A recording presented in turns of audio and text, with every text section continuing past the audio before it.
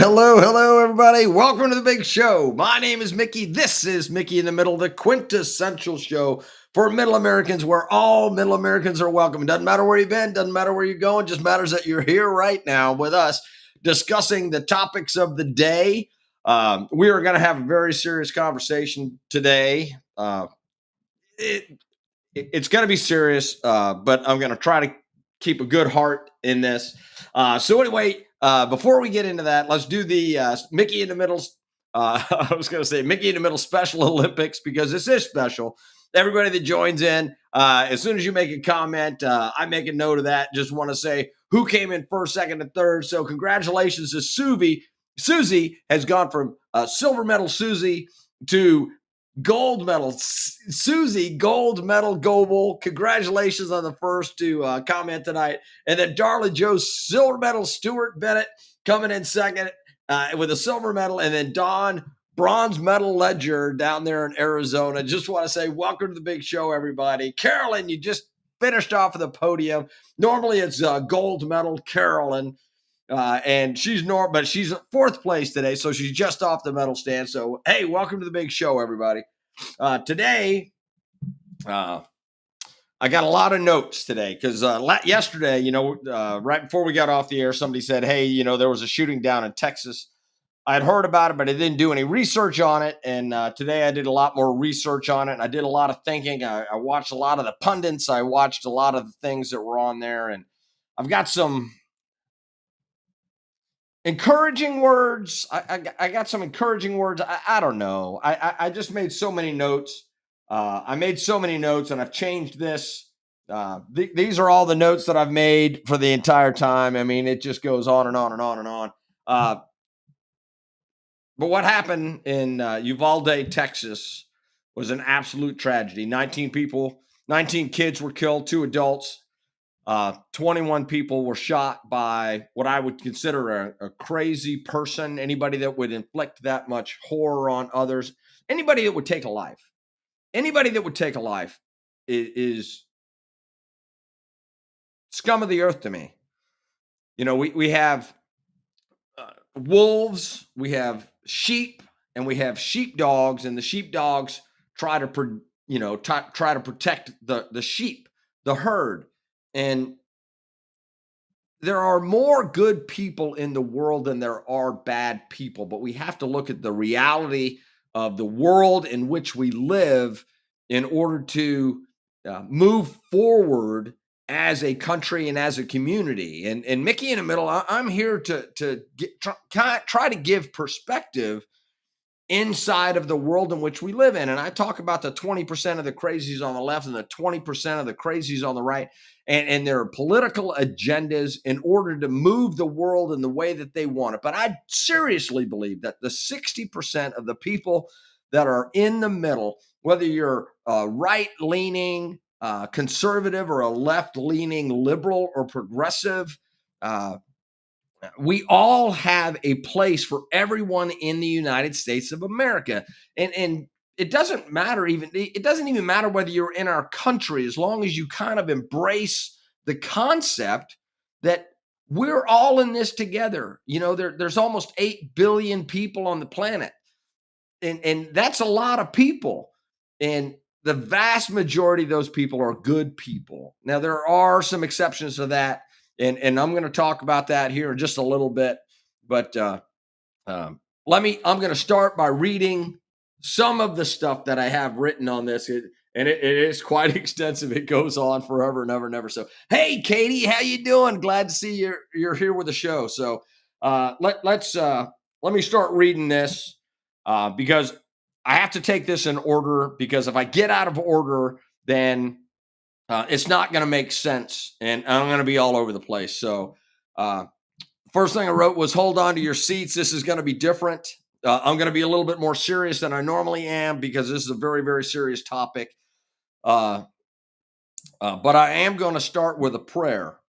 If you are the praying type, you can join me. And if you're not, please stand by. This will just take a minute. So if you're inclined to pray with me during this troubled time, please bow your head or do whatever you do whenever you do it. So, Lord, this is Mickey and the crew. Today we bow our head and ask that you take care of the people that just passed away down in Uvalde, Texas. Take care of their families and their community as they suffer through this horrible tragedy.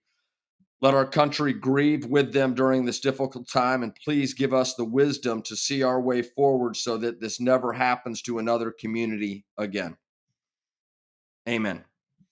So I did that. So for all of you that pray, continue to pray for the victims, for the families, for the community, for our nation as we move forward. I greatly appreciate that. Now, I'm supposed to give everybody a view from the middle, and that's what I'm going to try to do. But this is very, very difficult for me because I come from a background of sheepdogs, the people that put themselves on the line, that says that we will defend the nation, that we will defend the community, we will defend the world, if necessary to do so. And uh, I did that for 30 years in the United States Air Force. I'm not a hero. I'm only saying that because this is the world that I was shaped in. This is what got my mind thinking about this. And when I had 20 years in the United States military, I had an opportunity to retire at the 20-year point, but the war had just kicked off over in Afghanistan and Iraq. And there's some things that I know about that part of the world that really disturb me. And the first thing is that there are half of the population over there is not free, and those people would be women and children, primarily women and girls. And when I looked at my daughter, who was 10 years old at the time, maybe 10, 12, I looked at her and I thought, there are so many people that are in Afghanistan, that are in Iraq, that are in that part of the region that are second class citizens, and they have to do whatever a person, a male in their country tells them that they're allowed to do. So they couldn't go to school without permission. They can't go outside without permission. Saudi Arabia, less than 10 years ago, allowed women to drive by themselves and to be able to go out without a man's permission. But that is Saudi Arabia. It's not everywhere over in the Middle East. And I always thought to myself that if I could do anything to help out that situation and free half of the populations of those countries, that I was going to go ahead and stay in the United States military, and I was going to help them. I'm not a hero by any stretch of the imagination. I'm just somebody who tries to do right every single day. And this is how I wrote all of this. I wrote this with a perspective of kindness matters, and we all have to stand up to be good people and have faith and understand that there are atrocities that are occurring in our world that we have to take care of. Now, what I'm doing right now, I'm looking through my wallet for my coin. Man, I hope I have my coin here with me. These are my Alcohol Anonymous coins. Those are not the ones that I'm looking for. Oh, I might have given my coin away. As a matter of fact, I think I did. So I don't have it. But anyway, on my coin, one of the things that it says is kindness is not weakness. And I think that we have to start off with the first part of that, which is kindness. We have to teach our children, and we have to help each other be kind to the people that are around us. That we are all in different circumstances and we all have different challenges in our life, but it all starts with kindness. And I'm going to use Jesus as a great example, right? Jesus was all about love, and he was about serving the underprivileged, and he was about taking care of the poor, and about he's talked about the least of us and the most humble of us, and he talked about the entire world being a place where we could all help each other. And we have so many kind, generous, compassionate, loving people in the world that we don't give enough credit to. But at the same time, we have people that fall through the cracks that never get the message that kindness and compassion and love for thy neighbor is the way to go. And we have inequities in our society, and we have different mental challenges, and everybody has things that they have to overcome. And as a result, sometimes those people feel desperate. Sometimes they feel alone. Sometimes they feel isolated. Sometimes they don't get the message. Sometimes they don't feel the love. And they go out and they commit these horrible atrocities on the world. So, inside of that, I wrote down some messages that I would like to share with you right now. So, the simple fact is that somebody with evil intent found a mode, a time, a place, and committed an almost indescribable act of evil. But reality is that this is not new. Throughout history, people have committed atrocities and committed millions of indescribable acts of evil. This one just hits closer to home because most of us went to elementary school. Many of us has kids that are still in or have gone to an elementary school. And we all realize that that's where we send the most vulnerable in our population every single day so that they can learn about our society and get an education and become a contributing part of our society. But the truth is that things like this have not been isolated just to schools. I have seen people strap bombs on children. I've seen people load up vehicles with fertilizer and ammonia nitrate and fuel and blow up buildings like in Khobar Towers in Oklahoma. I've watched live while an airplane flew into the Twin Towers. And there's other lingering atrocities in our memories from history, like loading Jews into cattle cars, killing every teacher and politician in a country called Cambodia, starving half a country to death by burning crops, like in Russia and like what Stalin did. Right now, there's an incredible assault being thrust upon the people of Ukraine. These atrocities are not just limited to the United States of America, but there is evil in this world, and evil has to be dealt with. There are bullshit arguments out there on every side of this issue. Some say that this happened because of a powerful gun lobby. Others say that it's a mental health crisis. Others claim it's an inequality and equity are to blame. All of those views are probably partially right and probably contributed to this situation. But I want you to think about who's really to blame. Schools, government, are us. We, the people, are to blame for this. We are the perpetrators, and yet we are the victims. Here's what I know. The world needs more kindness and compassion. We need to treat each other with respect and understanding that we are not all the same, but we are all the same. There are almost 8 billion people on this planet, 330 million people living in the United States of America, and they are not all going to be of sound mind and body. There are inequities in this world everywhere, and not everybody's going to get a fair shake. But we need to start by teaching compassion and caring.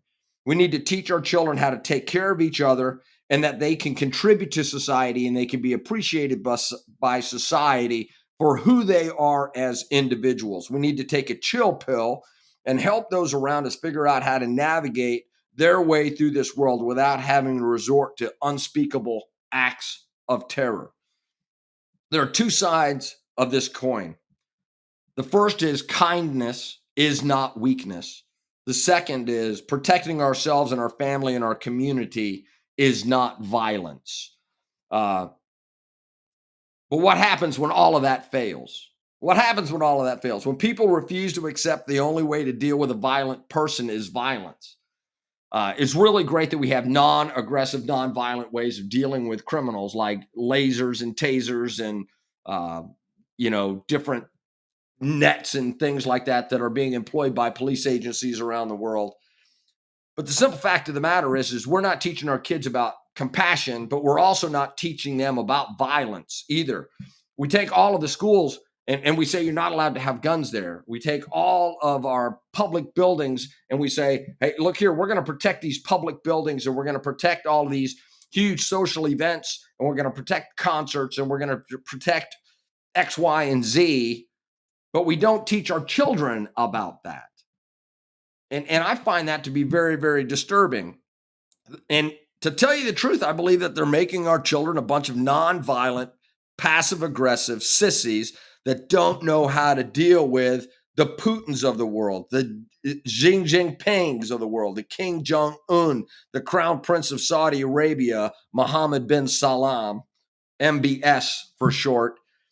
We don't know how to teach our children how to deal with that, and we're putting in this mindset that the world is peachy keen and everything is unbelievably nice and swell, and all you have to do is be a good person. But the problem is being a good person is not enough when a bad person walks into the room.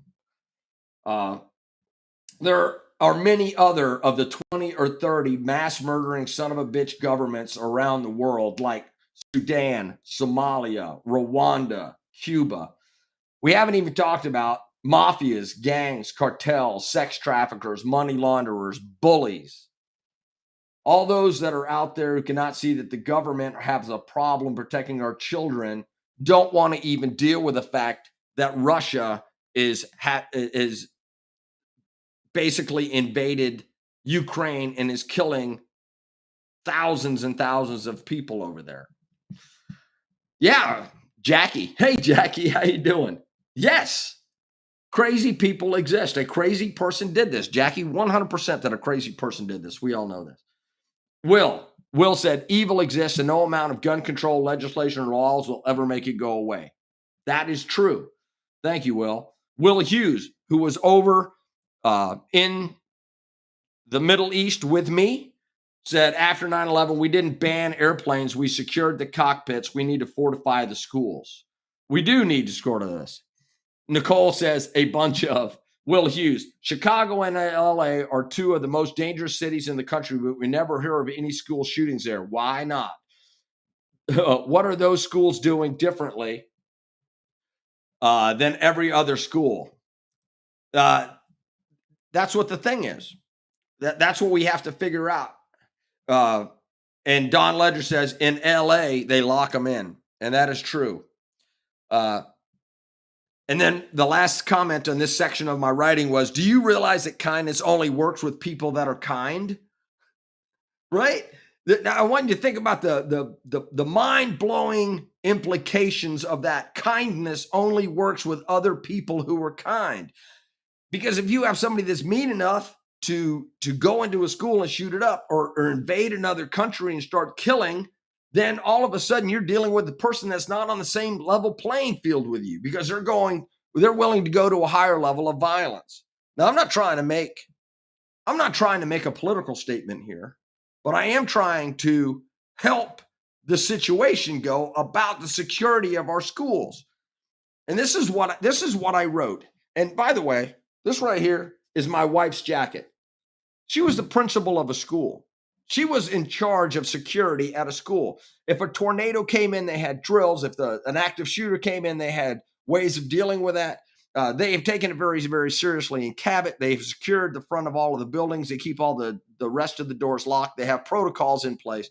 I'm not going to tell you all of the rest of the security measures in there because, number one, I don't know them all. And number two, I didn't want to know them all because I just asked my wife if she was safe and if the kids are safe. And she said, they're as safe as we can make them. But this is my theory about this. As soon as the shooting started, every teacher should have hit an alarm bell. They should have locked down their classrooms and grabbed a gun.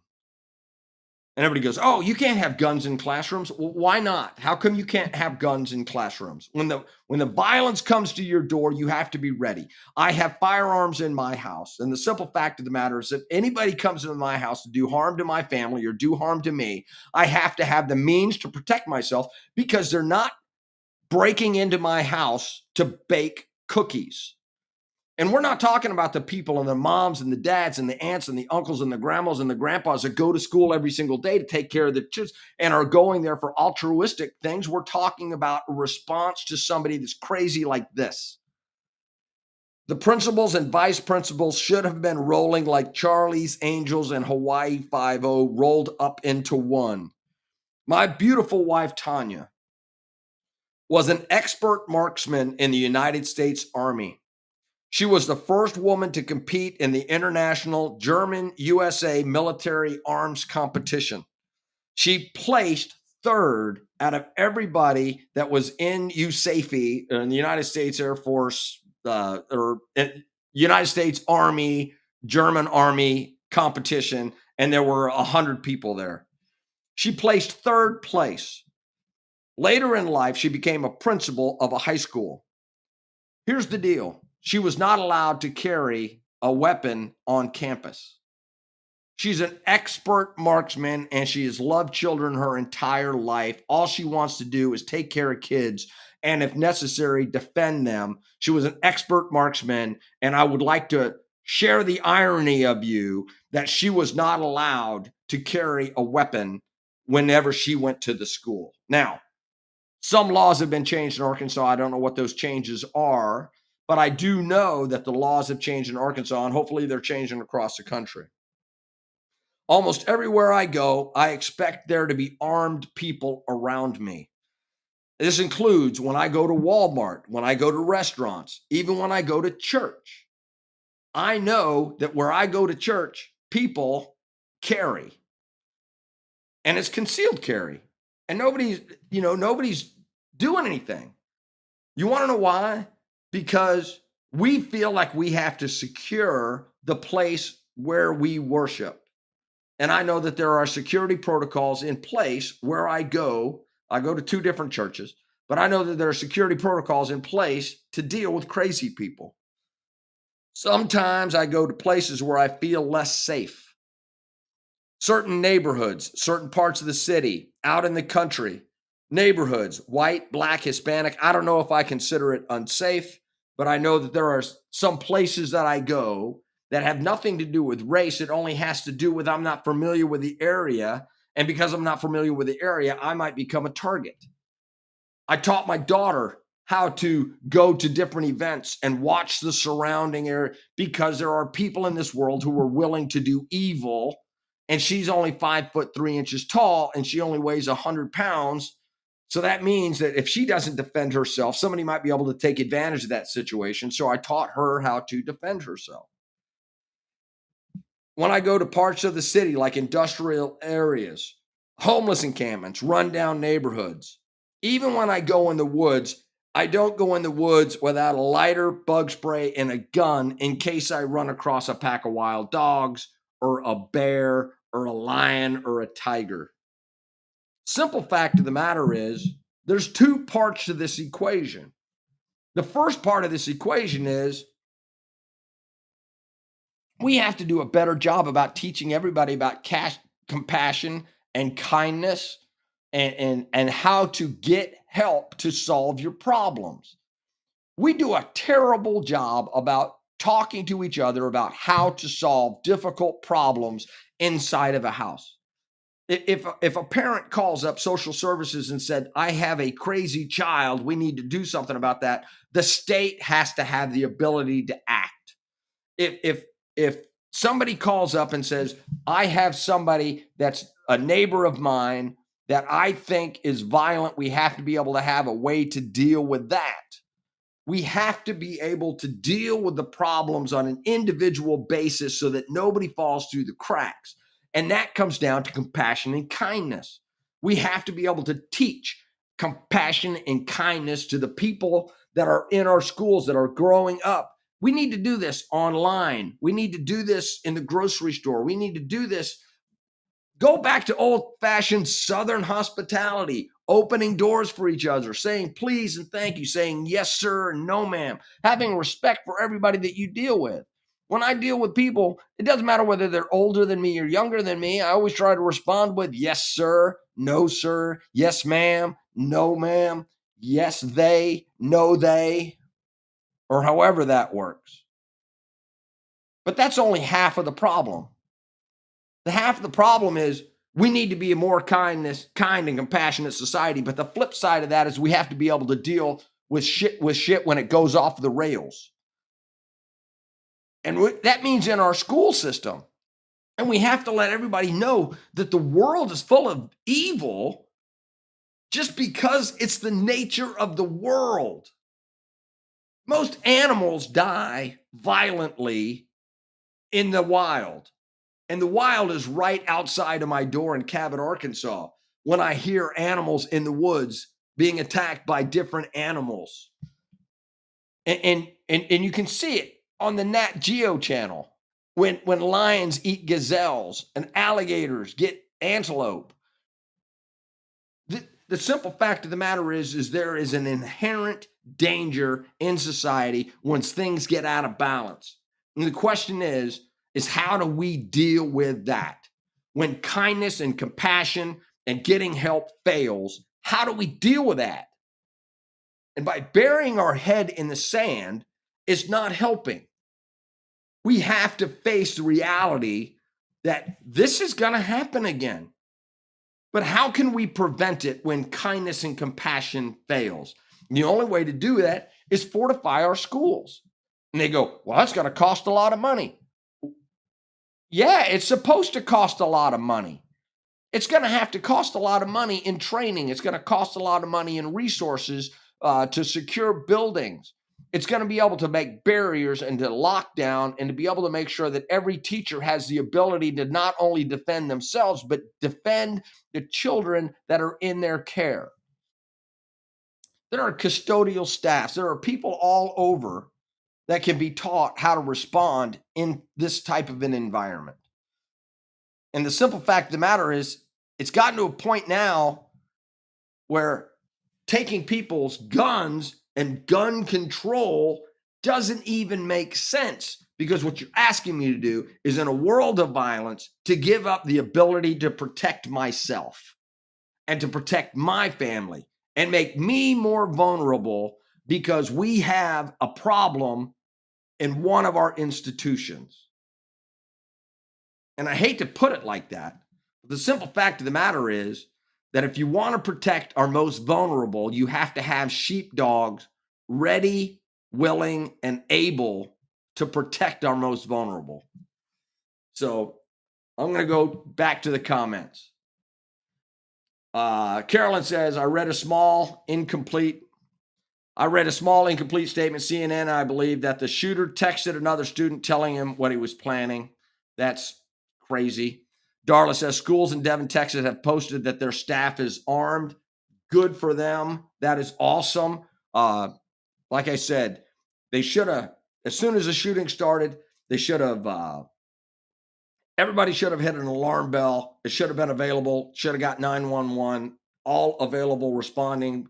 First responders needed to show up. Number two, they need to be able to lock down. And number three, they need to be able to defend themselves, not sit there and cower underneath a desk. Darla says, I love that we have people who carry at our church. Well, if anything happens, Darla, you come over one set of pews and you hang out with me. I'll take care of you. I promise you that. Better than losing lives. It is. And then finally, Mark says, I know some people will say this is a violation of free speech, but why don't we start with banning videos that promote death and destruction? I'm almost a free speech absolutist. Then I think that and Mark, this is in all honesty.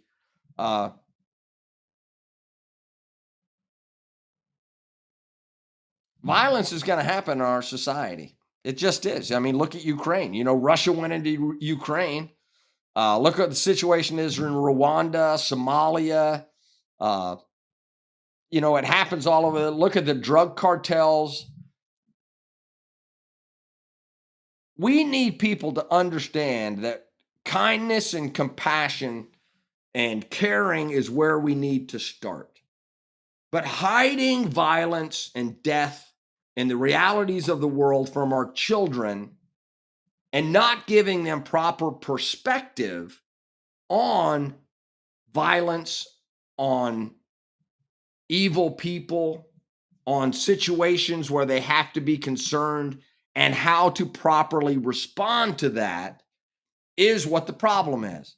I know hundreds, I literally know hundreds of people that play first shooter games like War of Worlds, uh, Call of Duty. I even played Call of Duty for a while. Those are first shooter games, and they're very, very violent. And there's a lot of trigger pulling in there, and there's a lot of blood, and there's a lot of gore, and there's a lot of bombs, and there's a lot of things that are first person shooter games. And none of those people that I know have gone out and committed these violent acts. You know, if I watch a movie, if I watch The Killing Fields, right? So The Killing Fields is about the story of Cambodia and what happened in Cambodia during the Khmer Rouge when they took over the Cambodian government. And it was horrible. They went down and they killed every single politician. They killed every single teacher. They killed all of the intellectuals. Anybody that had a half a brain that they thought could trigger them. Everybody needs to watch The Killing Fields. Everybody needs to watch these movies about the drug cartels so that they can see the evil. They need to see Saving Private Ryan so they can find out what happened when, Nazi Germany just decided that they were going to take over the world, and America had to respond, and it cost thousands and thousands and thousands of lives. The fact that we had men and women going into Vietnam, we have to tell those stories so that we can tell our children about the realities of the world, that you start with kindness, compassion, and caring. But if it comes down to it, we need to do what Patrick Swayze did in Roadhouse, which is be nice. Be nice until it's time to not be nice. And then you handle your business and you make sure that you throw out the people in the bar that need to be thrown out and you take care of business. And that's the way that I look at the world is be kind. Kindness is not weakness. And you better be able to back it up with the resources that you have on hand. So proper response. Thank you very much. And then Darla says, how about if parents know what their children are doing? What happened to family discussions, dinners, all together, family, prayer? Well, I think that, Darla, I think that a lot of people do that. I think that a lot of people have these discussions around the table. I know that we had them at ours. I'm sitting here. I'm extremely proud of Sydney. I'm in her apartment right now, and she has strategically placed defense mechanisms in her home. I'm not going to tell anybody what she has, but I'm just going to say if anybody breaks into her house, they're up for a fight. So when you open up a cabinet and you go, oh my, wonder if that's loaded. And the answer was yes, it was. And the safety was on, so that was good too. So and then Mark says, with video gamers, if you get killed, all you have to do is wait for more life. Take away what the meaning of life is, especially who the kids and young people are responsible. Just saying, and that is an extremely valid point, right? So we have cheapened life by the use of video games. That is a very, very valid point. Is about what is in music, what is in the videos, how do we treat these topics whenever we're talking to our children? How do we take kindness and compassion and prayer and infuse that into our society where we can get the less vulnerable or we can get the more vulnerable people and include them in society and get them the help that they need in order to not feel isolated and in order to feel like they don't have any recourse, that they have the ability to find answers and get help in our society. So thank you very much. And then Don says, please continue the discussion, even if you go over. I will. And then Darla says, I don't know. I wonder about the shooter, though. So I tried to find information on the shooter today. I really did. And I couldn't find any good information on them. One of the problems is that we always do two things. We always try to blame something. Is it society that we're blaming? Is it guns that we're blaming? Is it inequity that we're blaming? Is it race that we're blaming? Is it the situation on the southern border that we're blaming in Texas with the population increases? Is it a school problem? Is this a government problem where the right things? And here's what the thing is. We as a society have a population that we have to deal with 330 million people in the United States of America. I want you to think that if 5% of 330 million people are struggling and are desperate, what number is that? So let's ask Siri, what is 5% of 330 million? That would be 16,500,000. 16,500,000 people, if it's just 5% of the population that are struggling. And this could be mental issues, it could be hunger issues, it could be being in a situation where your family life wasn't good, where your social life is not good, where you don't get the support by the community, where you feel this desperation. And suicide by cop is actually a thing, but I go back to, we have to be able to defend our most vulnerable when the shit hits the fan. And what I mean by that is, right now I'm in Tulsa, Oklahoma. I went all around this place today trying to get some stuff in order to pack my daughter up because she's moving. When I went to Lowe's and when I went to McDonald's to get dinner, I looked around and there was an entire population of homeless people that were out there. And some of them made me very, very nervous because as I would get out of my car, they would come over to my car. And some of these people, it's been obvious that they've been on the street for a long time. And I don't know what they're willing to do in that moment of desperation to me in order to get whatever they need. And I don't know whether it's a mental health crisis. Uh-oh. What just happened? Something happened on my phone.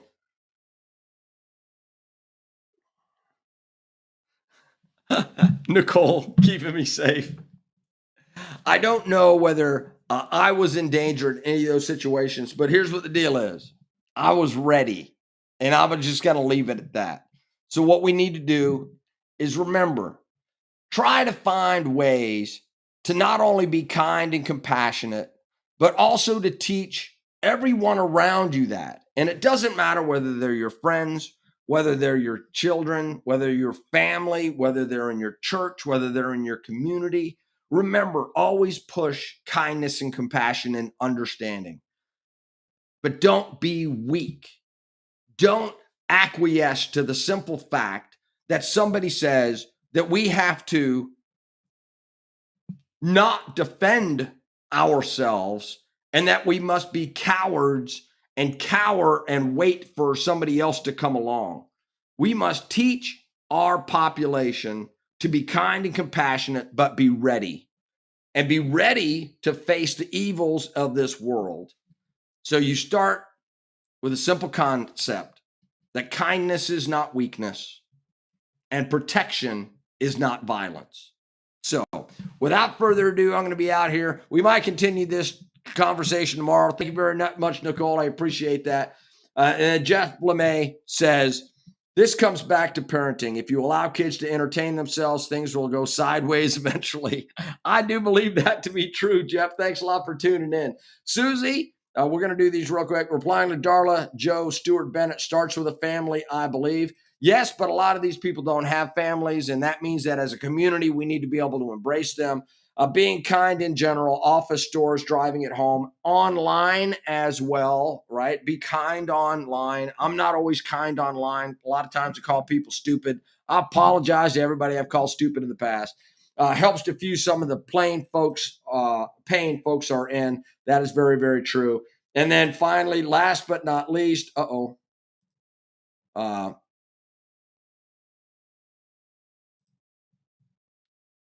Darla Joe Stewart Bennett finishes up nicely. Jesus was and is the definition of love. He is not weak. So, with that, I'm going to leave that on screen until we're out of here tonight. So, just want to say thank you very much for tuning in. I hope this conversation helped you kind of work things out about kindness and weakness and protection and violence. And we find a good balance here because it's not one thing that's going to solve this problem. It's a whole bunch of things. And it's going to start with kindness, compassion, and helping everybody out in the community. So without further ado, remember, like, share, hit the notification bell. Mickey in the Middle, 9 p.m. Central, Monday through Friday, right here, wherever I am, right there where you are. Thank you very much for tuning in. I appreciate your comments. I loved every single one of them. I cannot tell you how much I appreciate everything that everybody does for me every single day. And without further ado, good night, small one. I love you. See ya.